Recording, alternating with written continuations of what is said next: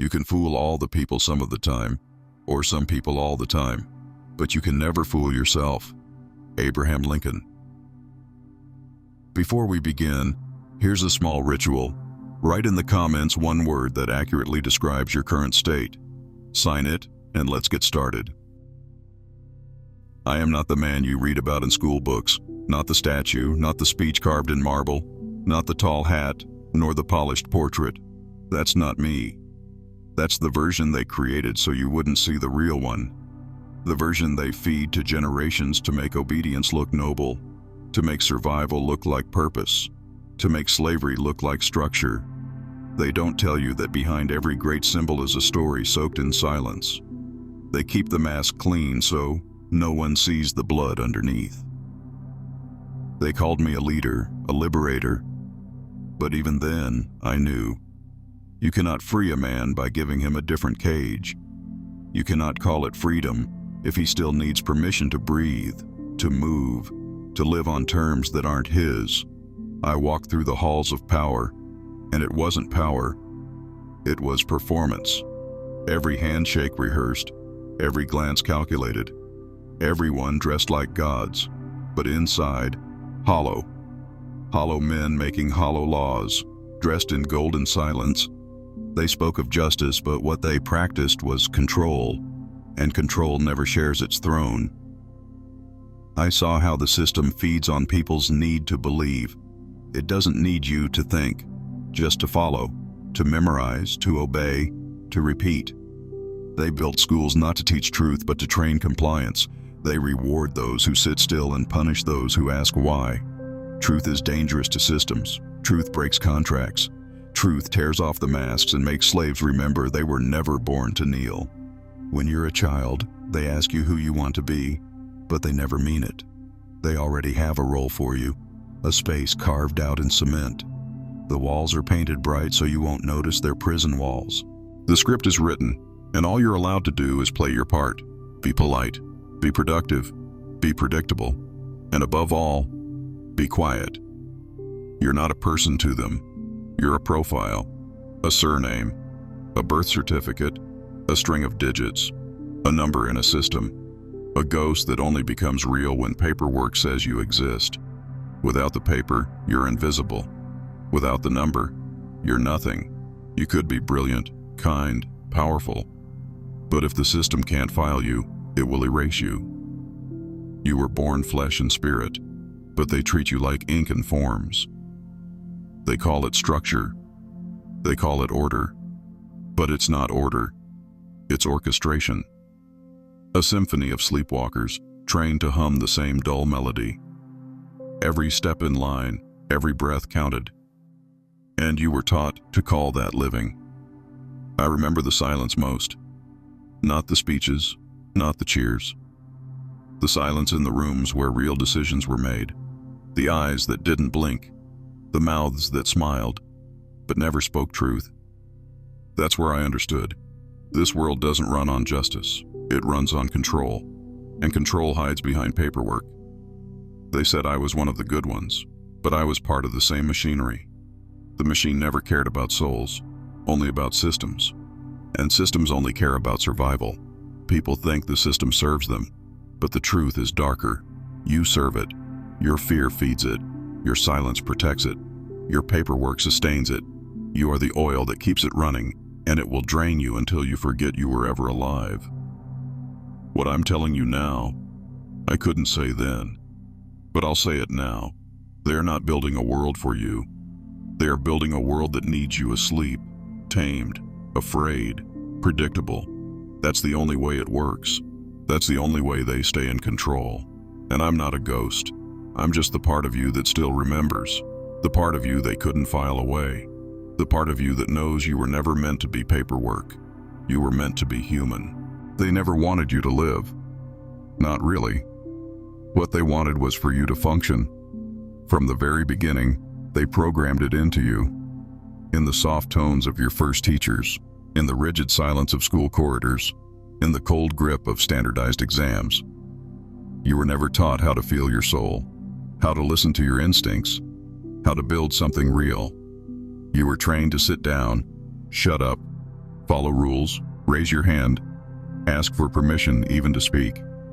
They dressed obedience in words like discipline and respect, but all they wanted was your silence and your submission.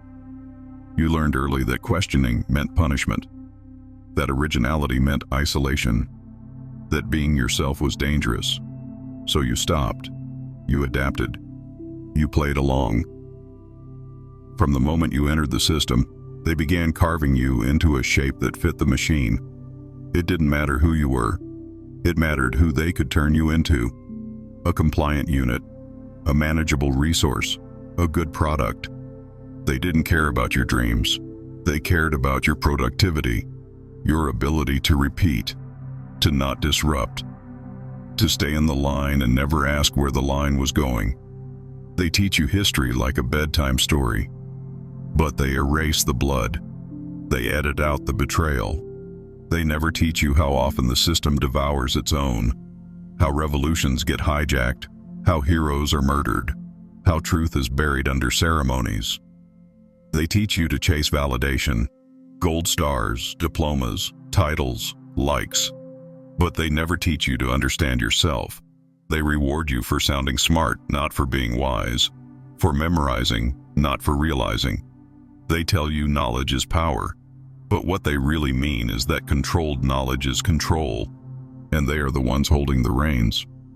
They tell you to prepare for the future, but it's always their future, their world, their rules. And the more you try to succeed in it, the more you disconnect from your own center. They teach you that pain is weakness, that crying is failure, that silence means you're strong. But that's not strength. That's suppression. They don't want you strong. They want you hard. Hard to feel, hard to move, hard to rebel. They need you mechanical, polite on the outside, broken on the inside. That way you keep showing up, clocking in, paying bills, obeying laws you never chose.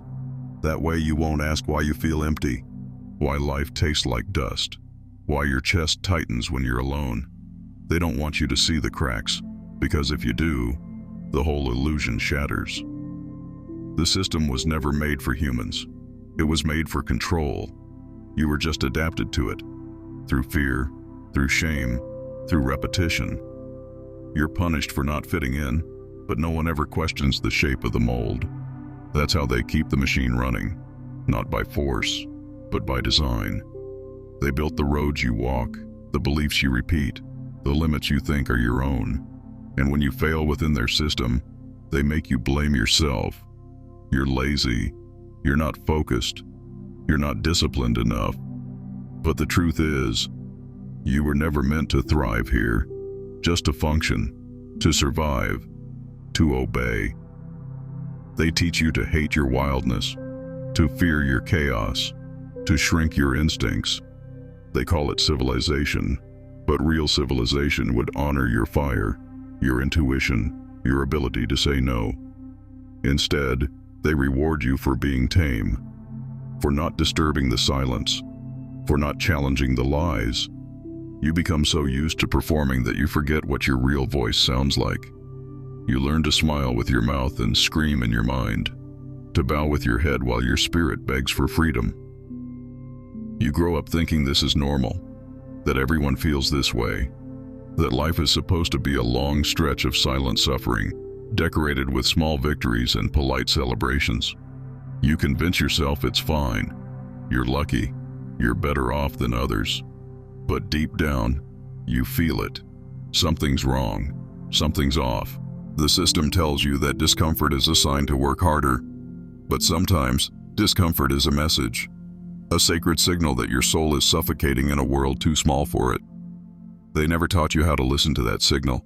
They taught you to ignore it, to numb it, to silence it with entertainment, with drugs, with overwork, with more goals. They taught you to survive, but never to live, because someone who truly lives cannot be controlled. Someone who knows themselves is dangerous. Someone who remembers their own voice cannot be enslaved. And that's the one thing the system fears most, a human who remembers who they are. You are not your name, not your ID, not your certificate, but try to live without them, and you'll see what they've done. They've built a world where your soul means nothing, but your paper means everything. Without documents, you can't work, can't travel, can't prove you even exist. And so they've trapped you in a cage made of paper, ink, and silent agreements. A prison so invisible, most never notice they're locked inside. You are tracked, filed, scanned, verified, but never really seen. From the moment you're born, you are documented, numbered, registered like a product. A birth certificate is not a celebration, it's an entry into the system. You are immediately owned, not by your family, not by yourself, but by the structure that claims to protect you. They give you a number, and from that day forward, every door you walk through requires that number. Not your face, not your essence, just the code. Try saying no. Try stepping outside the paperwork. You'll see how quickly your rights vanish. They tell you it's for your safety, for your benefit. But what kind of safety requires you to surrender your identity to a bureaucracy? What kind of benefit makes you beg for permission to simply live? Everything is conditional. Your freedom is conditional. Your access is conditional. Even your ability to speak, to move, to earn, all tied to paper, to digits, to systems you never chose. You don't need chains when the prison is made of rules, and you don't need guards when the fear is built into every transaction. They've convinced you that without their stamp, you are no one. That legitimacy comes not from your being, but from their validation. But they never ask who validated them. They gave themselves the power, and you were born into submission. They wrapped it in process and called it progress, wrapped it in policy and called it peace. But underneath the neat words is a truth too uncomfortable to speak. You are not free. You are tolerated, so long as you comply. Think about how much of your life is tied to documentation. Bank accounts, housing, healthcare, travel, communication. Even your ability to die in a way that's recognized by the state requires paperwork. And if something goes wrong, if you lose that documentation, if the system makes a mistake, suddenly you are erased. No courtroom, no explanation, no voice, just deleted. Because to them, your existence is not flesh and breath. It is database entries and ID cards. They created a reality where you can't eat without identification, can't learn without registration, can't walk freely without surveillance. And the most dangerous part is, you think it's normal. You defend it. You repeat their language. You call it order. But order built on fear is not order. It's control. And control disguised as structure is the cruelest kind of slavery. It makes you thank your captor for keeping you safe. This is not a theory. This is your daily life. When you show your ID, when you fill out your tax form, when you register for anything, you are participating in a ritual that says, I agree to the terms of my own containment. They made it so seamless, so constant, that you stop noticing. And now, your life is a series of logins, approvals, and signatures. Each one a silent agreement that says, I accept the paper cage.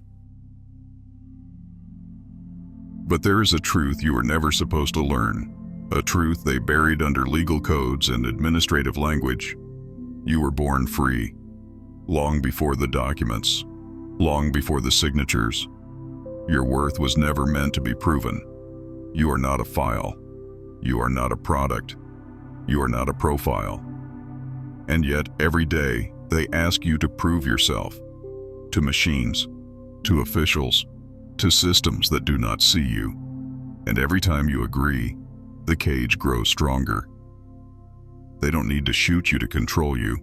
They just need you to forget who you are, to think your paper is your person, that your value lies in compliance. But when you look in the mirror, when you're alone in silence, that's when it comes back. The quiet feeling, the inner knowing, that somewhere beneath the surface, beyond the codes and the numbers, there's something real, something sacred, something that was never meant to be caged. They taught you to respect the law, to fear it, to worship it as if it were sacred. But what they never told you is that law is not the same as justice, not even close. Justice is a heartbeat, living, breathing, human. Law is paperwork, dry, cold, manufactured. One exists to serve life. The other exists to serve the system. They built a world where those two things are supposed to be the same, but they never were, and they never will be. The courtroom looks impressive for a reason. The robes, the seals, the wooden hammers, it's all theater, a performance designed to make you believe something powerful is happening. But behind the curtain, it's politics. It's profit. It's process over truth. If you can't afford the right lawyer, the right language, the right connections, then justice is not your right. It becomes a privilege, and the system decides who gets it. They decide what's legal, and then rewrite it when it no longer serves them. What was illegal yesterday is policy today. What was a crime before is now a business. Laws don't protect you. They protect those who write them. You grow up believing that justice is blind, but she's not blind. She's bought. She sees money, power, influence, and she turns her face from those without it. The law was never about fairness. It was about control. Control through fear. Control through complexity. Control through rules so endless and confusing that you're always breaking one without even knowing it. And that's exactly what they want. A population that's always guilty of something. It makes you easier to manage. Try to live without touching the legal web. You can't. Every part of your life is tied to it. You're constantly monitored, constantly regulated. Your choices shrink under the weight of policy. Your voice is filtered through permission. You're told you have rights, but only within the limits they've drawn. Rights that disappear the moment they're inconvenient for the system. Rights that look strong on paper, but dissolve the moment you need them most. They use laws not to protect life, but to manage property. And in their eyes, you are property. A registered entity. A controlled asset. You don't get protected. You get processed. You don't get heard. You get filed. And when your file no longer serves a purpose, they archive it like old data. The system doesn't care about your truth. It only cares about whether your truth fits the form. And if it doesn't, it gets deleted, dismissed, or destroyed. You think laws evolve to reflect human values, but often it's the opposite. Human values are reshaped to fit new laws. They redefine morality through legislation. What was once sacred becomes criminal. What was once criminal becomes celebrated. It's not about right or wrong. It's about usefulness, about maintaining the flow of control. They call it order, but it's a manipulated balance, stable only because it keeps people afraid to move. And when you finally do stand up, when you say something's not right, they don't listen. They litigate. They investigate. They label you disruptive, radical, dangerous, because real justice threatens the machine. Real justice asks questions the system cannot answer without exposing itself. So they bury it. They smother it in procedures, in delays, in silence. And the people, they learn to settle, to say, at least I have the law. But the law is not your ally. It's your leash. Most people will never see the inside of a courtroom. But that doesn't mean they're free. It just means they've internalized the control. They police themselves. They censor their own thoughts. They avoid risks not because it's right, but because it's safer. The system has trained you not just to obey, but to believe that obedience is morality, that compliance is goodness, and that resistance is evil. But the truth is, the most dangerous evil is the kind dressed in legal language, the kind signed by officials, stamped, approved, implemented. Justice isn't handed down from a bench, it rises from within, from the part of you that knows, without reading a book, without needing a code, that some things are wrong even if they're legal, and some things are right even if they're forbidden. That voice inside you, the one that tightens your chest when something isn't fair, that's the real law. That's the only justice you'll ever truly have. But they've worked hard to silence it, to drown it in noise and fear and procedure. And yet it survives, buried under rules, under edits, under centuries of manipulation. That small pulse, that quiet voice, it's still there. It doesn't speak in legal terms. It speaks in truth. And once you hear it again, once you remember it, no courtroom, no system, no paper can take it away from you. They told you that you were free. They even let you say it out loud. You can shout it, print it on flags, post it online. That's part of the illusion. The more you repeat it, the less you question it. But real freedom doesn't require constant reminders. Real freedom is quiet. It doesn't need defense. What they've given you isn't freedom. It's a sandbox. A fenced-in space where you can play, explore, even rebel.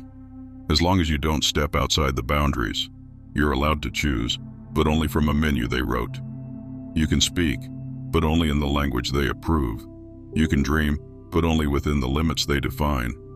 And the moment you want something real, something raw, something uncontrollable, they call it a threat. They flood your mind with fears. What if you fail? What if you lose everything?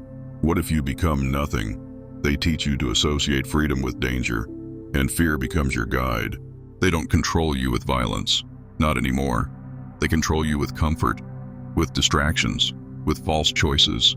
They wrap your cage in soft fabrics, give you holidays, subscriptions, upgrades, all to keep you quiet. The modern prison is not iron and bars. It's endless scrolling, endless tasks, endless entertainment.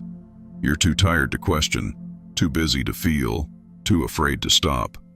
They build a world where standing still feels like falling behind, where silence feels like failure, where being alone with your own thoughts becomes unbearable. That's not freedom. That's engineered anxiety. They created a culture where being authentic is dangerous, where truth is offensive, where asking why is labeled as rebellion. They teach you to edit yourself, to water down your thoughts, to smile when you want to scream. Because real freedom, the kind that burns and breaks and rebuilds, is unpredictable. And the system cannot afford unpredictability. So they normalize the lie. They normalize numbness. And you call it adulthood. But deep down, you know. You feel it when you wake up with that invisible weight on your chest. When you walk into rooms and feel smaller. When you laugh and it feels hollow. That's the price of false freedom. The quiet grief of a soul that remembers what it means to be wild, but no longer knows how to be. They didn't take your freedom. They sold you a version of it that doesn't scare them, a version that fits neatly between rules and screens and paychecks. And you took it because they made you afraid of the real thing. You dress well, you speak well, you work hard, you're respected, maybe even admired. But behind your eyes, there's a silence, a weight, a quiet question that never leaves. Because deep down, you know you built a life that looks right but feels wrong. You were taught that success means achievement, status, stability. So you chased those things. You got the job, the house, the routine.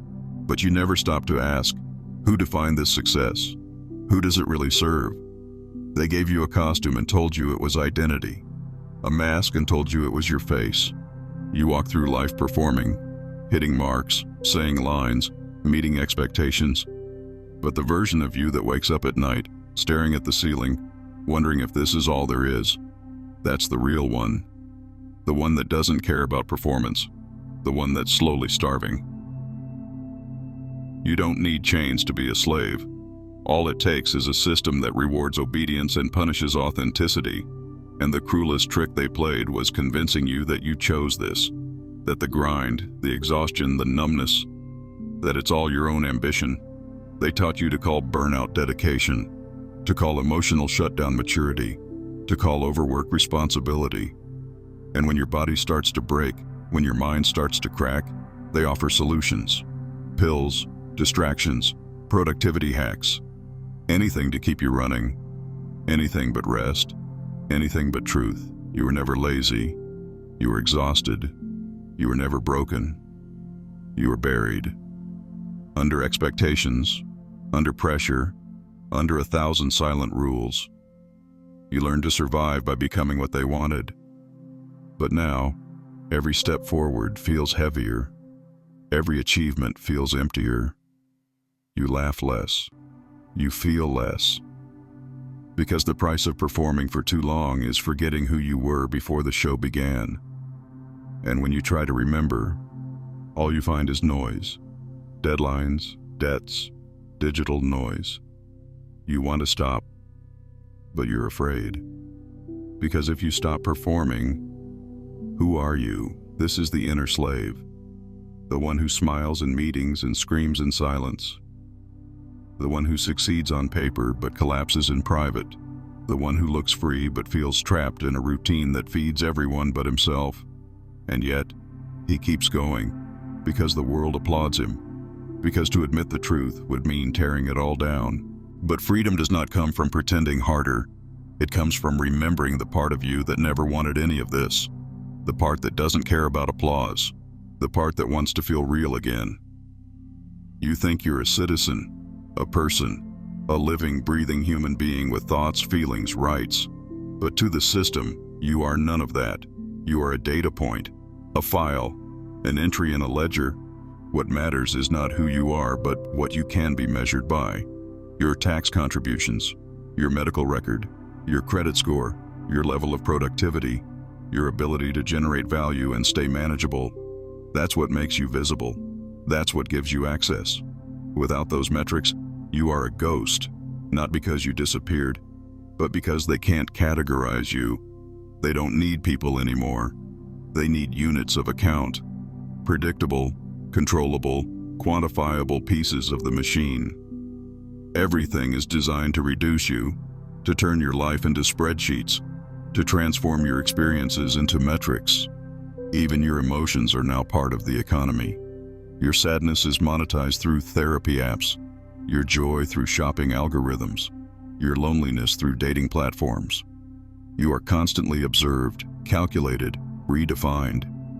You think your choices are yours, but they're just behavioral patterns being shaped in real time by systems far larger than you can see.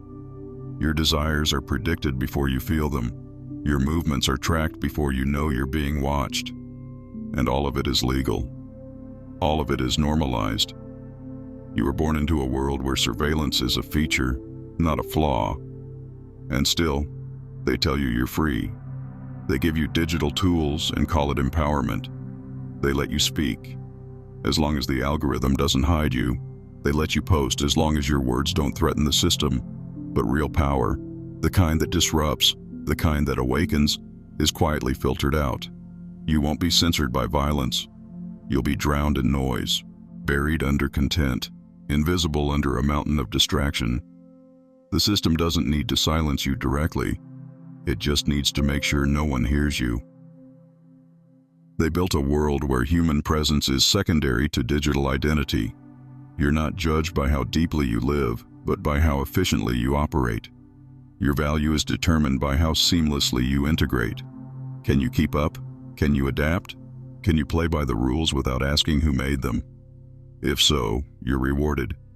Not with meaning, not with truth, but with convenience. Discounts, upgrades, speed, shiny things to keep you moving. Because movement is easier to manage than stillness. Stillness leads to thinking, and thinking leads to remembering. And remembering is dangerous. Remembering that you are not a profile, that you were not born to be optimized, that your worth is not dependent on your output, that being a person is not a brand. They want you divided into categories, demographics, market segments, because division is easier than unity. Labels are easier than complexity, and once you believe the label, you stop asking who you are beneath it. This isn't just control, it's erasure. Not the loud kind, the quiet kind, the one that happens in the background while you smile and scroll. They erase your story and replace it with data. They erase your voice and replace it with slogans. They erase your choices and replace them with options. Not freedom, options. And the more options you have, the less you notice how small the cage really is. They've trained you to see yourself the way they do, as a resource. Something to be managed, improved, repackaged. That's why exhaustion feels like failure, and rest feels like guilt. That's why presence feels unnatural and performance feels safe. You're not failing. You're functioning exactly how they designed you to function. The discomfort you feel, that growing ache, it's not dysfunction. It's the last part of you that remembers this isn't how it's supposed to be. And here's the most brutal part. They don't even hate you. They don't need to. Hatred is emotional. Hatred is human. What they feel is indifference. Cold, systemic indifference. You are valuable only so long as you comply, consume, and compute. And the moment you stop doing those things, you become a problem, a glitch, a variable to be corrected or ignored. They won't scream at you. They'll delete you.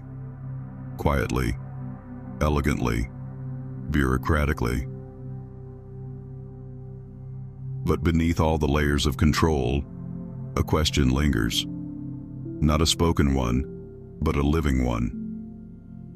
Who are you when the system stops seeing you?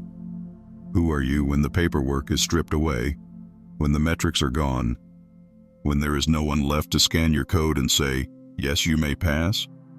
That's the version of you they fear, the one who doesn't need permission, the one who doesn't need a label to feel real, the one who remembers that being alive was never supposed to mean being monitored.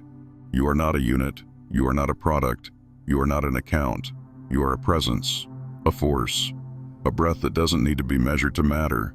And when you reclaim that, not with noise, but with stillness, something shifts. The system can't process you anymore, can't file you, can't sell you, and that's when you start to become dangerous. It doesn't take a war to break a system. It only takes one thing: memory. The memory of who you were before they named you, before they numbered you, before you traded your fire for comfort and your voice for silence. They don't fear protests or petitions. They fear awareness. A single human being who sees clearly is more dangerous than 1,000 who blindly follow. Because the moment you wake up, their illusion starts to dissolve, not because you fight it, but because you stop feeding it. You stop pretending. You stop complying just to be safe. And in that moment, you take back the only thing they can't control: your being. They made you think you had to earn your place, prove your worth. But the truth is, you were already enough before they taught you otherwise. You were whole before the system convinced you that you were just a piece. And when you remember that, they lose grip. Not all at once, but piece by piece, inch by inch, the machinery starts to slip. They can't program you if you stop repeating their lines. They can't categorize you if you stop believing the labels. They can't contain you if you choose to live from the inside out. There is no manual for this kind of awakening. No certificate, no permission, no applause. It happens quietly, in the moments when you refuse to betray yourself just to belong, in the silence when you choose truth over comfort, in the stillness where you finally feel real again. That's when you break free, not from society, but from the invisible net they cast around your mind. And once you've seen it, you can never unsee it. You don't have to burn it all down. Just stop lying to yourself. That's how it ends. That's how their world loses power, not with fire, but with truth. Turn down the noise. Start listening to yourself, not the screens, not the news, not other people's expectations. Take back control step by step. Make your own choices, not by default. Simplify, disconnect, refuse what's unnecessary. Create, instead of consume. Speak the truth, even when it scares you. And most importantly, remember, you are already free. They just profit from you not noticing it. We're sure you've discovered plenty of value, so subscribe now and stay connected.